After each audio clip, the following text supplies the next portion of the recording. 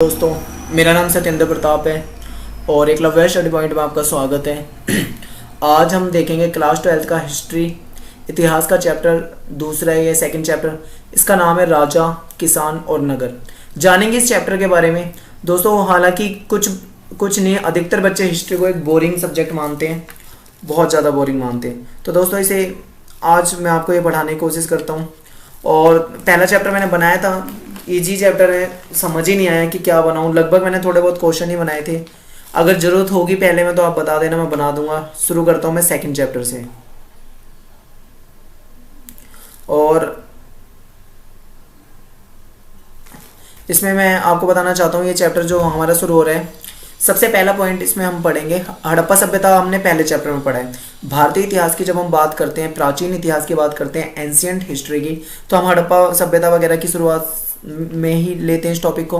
उसके बाद अगर हड़प्पा सभ्यता देखते हैं, जैसे हड़प्पा सभ्यता का पतन हुआ, हड़प्पा सभ्यता जैसे ही खत्म हुई, उसके बाद हमारे देश में जो दूसरी सभ्यता थी वो थी आर्य सभ्यता। आर्य लोग आए थे। आर्य लोगों ने एक वैदिक सभ्यता बनाई, जिसको हम वैदिक सभ्यता कहते हैं। वैदिक सभ्यता इसको इसलिए कहते हैं क्योंकि इसी टाइम पे वेदों की रचना हुई थी। ऋग्वेद बना, यजुर्वेद लिखा गया, सामवेद लिखा गया, अथर्ववेद लिखा गया। ये जो चार वेद थे, ये आए थे हड़प्पा सभ्यता के बाद वाली वैदिक सभ्यता में। तो वैदिक सभ्यता जो थे वो मेनली यहाँ के लोग आर्यंस कहे जाते थे, आर्य लोग बोला जाता था इनको, और संस्कृत भाषा थी इनकी। तो ये हालांकि ये सारी चीज़ें आपके उसमें सिलेबस में नहीं है, सिलेबस में बहुत शॉर्ट है, लेकिन मैं आपको ऐसे ही इंट्रोडक्शन में थोड़ी थोड़ी चीज़ें बताना चाह रहा हूँ, क्योंकि 6-7 महीने बाद आप चले जाओगे 12th पास के करके ग्रेजुएशन में। तो ग्रेजुएशन में भी आपको ये सारी चीज़ें मिलेंगी, फर्स्ट ईयर में ये सब है। तो इसीलिए मैं थोड़ा सा आपको डिटेल में थोड़ा सा बताना चाहूँगा। तो ये जो वैदिक काल था, इसमें क्या था दोस्तों, इसको हम दो तरह से बांट देते हैं। एक बांट देते हैं हम ऋग्वैदिक काल, जिस टाइम पे ऋग्वेद की रचना हुई थी, जो पहला वेद है। दूसरे को हम बांट देते हैं उत्तर वैदिक काल। ऋग्वैदिक काल जो था वो बहुत अच्छा था, उसमें सब कुछ बहुत अच्छा था, सारी प्रथाएं बहुत अच्छी थी। लेकिन जैसे जैसे धीरे धीरे ये उत्तर वैदिक काल आता गया, इस टाइम पे बाकी वेदों की रचना हुई थी, ऋग्वेद में ऋग्वेद की हो गई थी। तो क्या हुआ कि जैसे जैसे उत्तर वैदिक काल आया, बहुत बुरा होता गया शासन, बिल्कुल बेकार। कि उस टाइम पे कर्मकांड आ गए, सती प्रथा, जाति प्रथा और दुनिया भर की चीज़ें आ गई, यज्ञ, और उसमें फिर ब्राह्मण लोग क्या करने लगे, शोषण करने लग गए निचली कास्ट वाले लोगों का, बहुत सारी चीज़ें आई। इसी के बाद क्या हुआ, लोग हिंदू धर्म से परेशान होने लगे। लोग हिंदू धर्म से जब परेशान होने लगे तो क्या हुआ, महाजनपद, उसी टाइम पे महाजनपद उदय हुआ था, कई महाजनपद में बढ़ चुका था साम्राज्य। तो जस्ट बाद क्या हुआ, फिर जैन धर्म आ गया। जैन धर्म, बौद्ध धर्म, ये दोनों धर्म आ गए। जो लोग हिंदू धर्म से परेशान थे बिल्कुल, क्योंकि हिंदू धर्म में जो था कि एक ब्राह्मण जैसी कास्ट के, ऊंची कास्ट के मानते थे खुद को, दूसरे फिर वो निचली कास्ट के लोगों के साथ भेदभाव करते थे, मूर्ति पूजा और 50 तरह की मतलब कमियां आ गई थी, कर्मकांड और ये सारी चीज़ें आ गई थी। तो इन सब से बचने के लिए लोगों ने जैन धर्म, बौद्ध धर्म अपनाए। क्यों? क्योंकि जैन धर्म, बौद्ध धर्म में बहुत सरलता थी, सिंपल सा धर्म था, कोई भेदभाव नहीं था। आपने पढ़ा होगा कि जब बौद्ध धर्म या जैन धर्म में लोग जाते थे, वहाँ पे सभी को समान माना जाता था। वहाँ पे ये नहीं देखा जाता था ये इस कास्ट का है, उस कास्ट का है, किस कास्ट का है। उस धर्म को अपनाने के बाद सभी समान हो जाते थे। इनके जो नियम थे वो भी काफ़ी सिंपल होते थे। तो उन सारी चीज़ों को लोग उनकी तरफ अट्रैक्ट हुए। तो यहाँ से हमने क्या देखा कि हड़प्पा सभ्यता थी, एक विशाल नगरीय सभ्यता थी। उसके बाद जो वैदिक सभ्यता आई वो ग्रामीण सभ्यता थी, बस ये याद रखना, ग्रामीण सभ्यता थी। इसके बाद क्या हुआ, महाजनपद काल आया, महाजनपदों का उदय हुआ, जैन धर्म, बौद्ध धर्म आए। और इसके बाद फिर हमने देखेंगे इस चैप्टर में जो देखा है मैंने, अभी मैंने बुक में देखा था, उसमें है मौर्य साम्राज्य की बातें। तो मौर्य साम्राज्य जो की स्थापना जो हुई है, ये कैसे हुई, इसके बारे में देखते हैं। तो मौर्य साम्राज्य, अगर आप मेरी वीडियो को ध्यान से देख रहे हैं तो प्लीज़ इसे एंड तक देखें, क्योंकि मैं आपको बहुत अच्छे तरीके से बताने वाला हूँ कि ये सारी चीज़ें कैसे क्या थी। मौर्य साम्राज्य के जो संस्थापक थे, जिन्होंने इसकी स्थापना करी थी, वो थे चंद्रगुप्त मौर्य। और घनानंद जो था, इससे पहले नंद वंश था, नंद वंश के संस्थापक थे महापद्म नंद, और उसके अंतिम शासक थे घनानंद। घनानंद को हराकर इनसे चंद्रगुप्त मौर्य ने युद्ध लड़ा, उनको हराया, पराजित किया। उसके बाद उन्होंने क्या करा, मौर्य साम्राज्य की स्थापना कर दी। तो ये कैसे क्या हुआ, इसके बारे में एक छोटी सी कहानी है, आपको मैं सुना दूंगा, तो आपको इंटरेस्ट भी बढ़ेगा उस कहानी से, और उसके बारे में देखेंगे हम। तो देखते हैं दोस्तों क्या थी ये कहानी। कहानी ये थी कि चंद्रगुप्त जो मौर्य थे, और इनके जो गुरु हैं, इनके मंत्री भी बने थे, वो थे विष्णुगुप्त। इनको कौटिल्य और चाणक्य के नाम से भी जाना जाता है, लेकिन इनका जो ओरिजिनल नेम था वो विष्णुगुप्त था। ठीक है, तो देखते हैं इनके बारे में क्या थी कहानी। क्या हुआ, जो वो अंतिम शासक था नंद वंश का, घनानंद, उन्होंने क्या करा, इसको विष्णुगुप्त को अपने दरबार में बुलाया। ये एक गरीब ब्राह्मण थे, इनकी जो वेशभूषा थी बहुत सिंपल थी, साधारण सी थी। और उन्होंने क्या करा कि अपने वहाँ पे बुलाया इनको, और इनका ना काफ़ी उपहास किया, काफ़ी मजाक बनाया। इनको इतना मजाक बनाया, इनको बहुत बुरी लगी वो सारी चीज़ें। बाद में क्या करा, इनकी चोटी भी काट दी उन्होंने, और उनको मजाक बनाकर, उनको धुतकार कर, उनकी चोटी काट के उनका अपमान करा। विष्णुगुप्त को इस पर बहुत गुस्सा आया, वो वहाँ से चल दिए। और जब वो चलते हुए रास्ते में जा रहे थे, उनके मन में एक क्रोध था उस घनानंद के लिए। चलते चलते जा रहे थे, रास्ते में उन्होंने देखा कि कुछ बच्चे आपस में क्या कर रहे हैं, खेल खेल रहे हैं। उस खेल में क्या था कि एक बच्चा था वो राजा बना हुआ था, और बाकी बच्चे उसके मंत्री, सैनिक और उसके दरबार के लोग बने हुए थे। तो विष्णुगुप्त वहाँ पे रुक गए, उन्होंने उस खेल को बहुत ध्यान से देखा, और उन्होंने वहाँ से पहचान लिया उस बच्चे के, उस बालक के अंदर का वो राजा, जिसके अंदर वो क्वालिटी थी उस बचपन में ही। उन्होंने क्या करा, उस बच्चे को अपने पास बुलाया, उसके पिताजी से मिले। उसके पिताजी जो थे वो मयूर पालने का काम करते थे। तो उसके बाद क्या हुआ, उनसे बात करी उन्होंने बोला कि मुझे तुम्हारे बच्चे के अंदर ये गुण दिखाई दे रहा है, और मैं इसे रखना चाहता हूँ अपने पास, इसे पालना चाहता हूँ, और इसे एक राजा बनाना चाहता हूँ।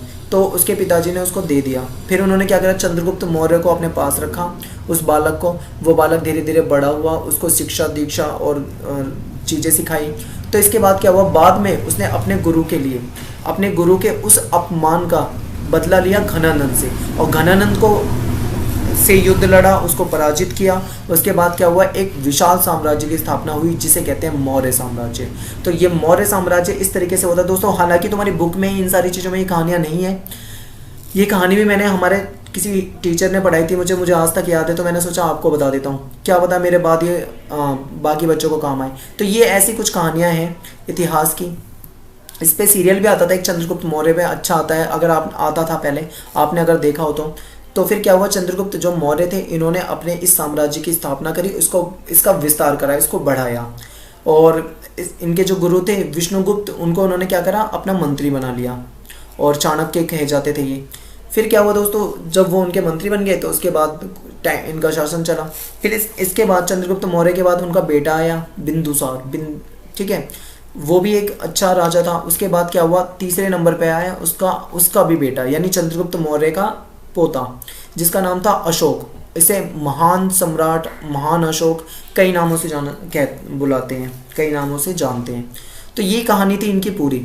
तो ये कहानी पढ़ने के बाद हम देखते हैं कि आगे क्या है।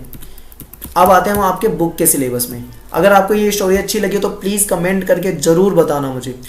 तो देखते हैं टॉपिक, ब्राह्मी और खरोष्टी लिपियों का अर्थ कब और किसने निकाला। लिपि आप जानते होंगे कि किसी भी लैंग्वेज को, किसी भी भाषा को लिखने का जो स्वरूप होता है उसको लिपि कहा जाता है। जैसे हमारी हिंदी भाषा है, उसको देवनागरी लिपि में लिखा जाता है, इसी तरीके से ब्राह्मी और खरोष्टी भी एक लिपि थी।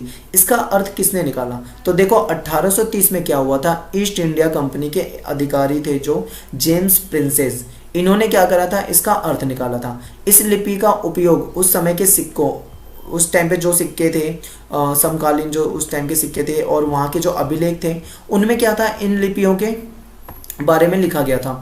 प्रिंसेस को पता चला कि अधिकांश अभिलेख, ज़्यादातर जो अभिलेख थे और सिक्के, इन पर प्रियदर्शी मनोहर मुख आकृति वाले राजा का नाम लिखा था। तो यहाँ से हमारा ये ब्राह्मी और खरोष्टी लिपि वाला हो गया टॉपिक। आगे चलते हैं हम 16 महाजनपद। हाँ, जिस टाइम पे ये वैदिक सभ्यता के बाद देखा गया कि जो देश था, जो राज्य था, वो लगभग 16 महाजनपदों में बढ़ चुका था। 6ठी शताब्दी ईसा पूर्व को एक महत्वपूर्ण परिवर्तनकारी समय माना गया। इस टाइम पे क्या हो गया था, नगरों का विकास हुआ था, लोहे का प्रयोग अधिक होने लगा था, सिक्कों का विकास हुआ था। ठीक है, ये सारी चीज़ें 6ठी शताब्दी ईसा पूर्व के टाइम पे हुई थी, इसीलिए इसको परिवर्तनकारी समय माना गया। वज्जी, मगध, कौशल, कुरु, पांचाल, गांधार, अवंती, ये कुछ क्या थे, ये उन 16 महाजनपदों में से कुछ महाजनपदों के नाम यहाँ पर लिखे हुए, ये काफ़ी इंपॉर्टेंट थे। आगे बढ़ते हैं दोस्तों, देखते हैं यहाँ पे अधिकांश महाजनपदों पे क्या होता था कि राजाओं का शासन होता था। गण और संघ, इनके नाम के नाम के जो राज्य थे, यहाँ पे लोग समूह में शासन करते थे। यानी कोई एक राजा नहीं होगा बल्कि एक ग्रुप होगा, वो राजा होगा। ग्रुप में जितने सदस्य होंगे सभी राजा होंगे। हर जनपद की अपनी राजधानी होती थी और राजधानी को क्या किया जाता था, किले से घेरा जाता था, क्योंकि जो भी मेनली काम होते हैं वो राजधानी से ही होते हैं, इसलिए राजधानी को किले से घेरना, सुरक्षा वगैरह जरूरी होती है। किलेबंद राजधानियों के, अब जाहिर सी बात है अगर किलेबंद राजधानी है तो उसके रख रखाव के लिए सेना चाहिए होगी, पैसा चाहिए होगा, ठीक है।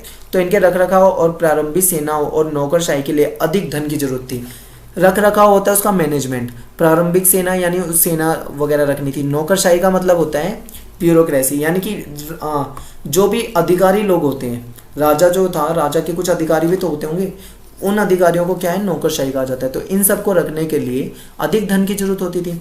शासक जो थे वो किसानों से और व्यापारियों से कर वसूलते थे या भेंट वसूलते थे। कर मतलब टैक्स वसूलते थे। हो सकता है कि पड़ोसी राज्यों को लूट कर भी पैसा इकट्ठा किया जाता हो, ऐसा हो सकता है। आगे आते हम देखते हैं धीरे धीरे कुछ राज्य ने क्या करा, स्थायी सेना यानी परमानेंट सेना और नौकरशाही तंत्र रखना शुरू कर दिया।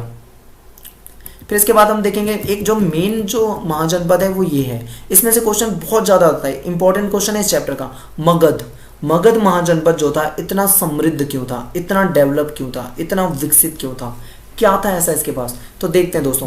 पहला जो टॉपिक बनेगा वो ये है कि प्राचीन शक्तिशाली जनपद, कि ये पुराना जनपद था, शक्तिशाली जनपद था। पटना गया, वर्तमान में अगर हम देखें तो ये पटना गया बिहार में है ये।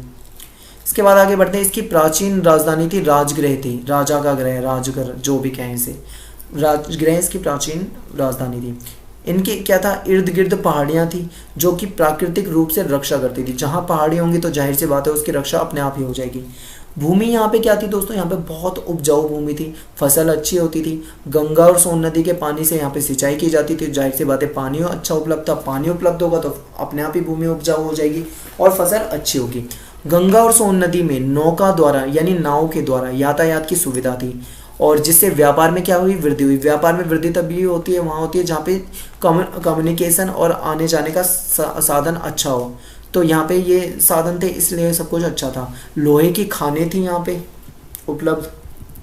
जंगली क्षेत्रों में हाथी वगैरह उपलब्ध हो जाते थे जो सेनाओं में रखे जाते थे। तो ये जो टॉपिक था ये था महाजनपद। तो दोस्तों ये हुआ हिस्ट्री का आज पहला पार्ट।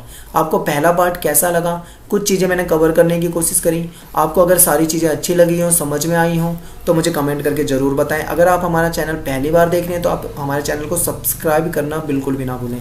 सब्सक्राइब करें, वीडियो को ज़्यादा से ज़्यादा देखें और अपने दोस्तों में, अपने फ्रेंड्स में शेयर करें। जैसे जैसे टाइम मिलता जाएगा मैं आपको आगे के पार्ट अवेलेबल करवाता जाऊँगा। वीडियो देखने के लिए धन्यवाद दोस्तों।